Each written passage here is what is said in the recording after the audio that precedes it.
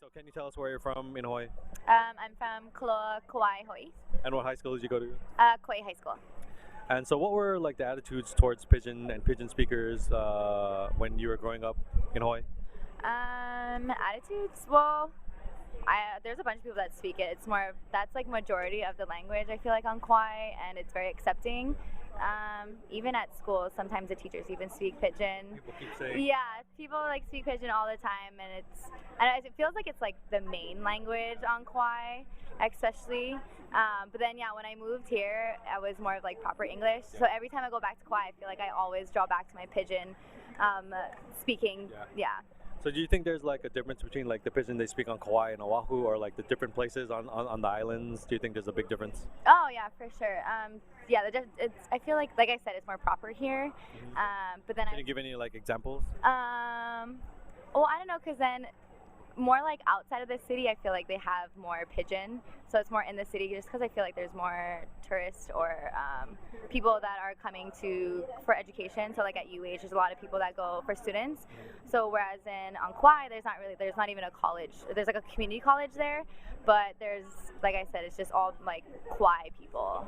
So yeah, like on the sign it says like guy. Not really a lot of people say guy here. What does that mean? Guy means just like another, like instead of like whole boys, like whole guy, like referring to just someone. Okay. Just like someone, like a person. And what word did you put up there? I put so cab. It's another word for like cabbage. And that means what? That means just like a form of expression, or like that's weird, Yeah. or like surprise, like oh that's so cab. So do you think there should be more emphasis placed on like Pidgin in the educational systems in Hawaii? I feel like people should be aware of it just because it is language, and a lot of people don't know it unless you're in the second language studies program. But I feel like a lot of people should be aware just because a lot of people here use it. What's your major? Second language studies. Oh, okay. Yeah, me too. Awesome. Okay. I guess my final question is, what do you think the future holds for Pidgin? Like, do you think it's in danger of like dying out, or do you think it's thriving? What do you think about the future for Pidgin? I feel like it's dying out. I wish it wouldn't though, but I feel like it is just because like my dad, who is like a plantation, he knows all like Pidgin and everything. So generations from now, and then from like my nieces and nephews, they don't really know that much Pidgin. So I feel like it is dying out, and I wish it really wasn't. So that's why I feel like people should be aware of it. So what kind of ways do you think people can stop that from happening? More courses in the language, I feel like.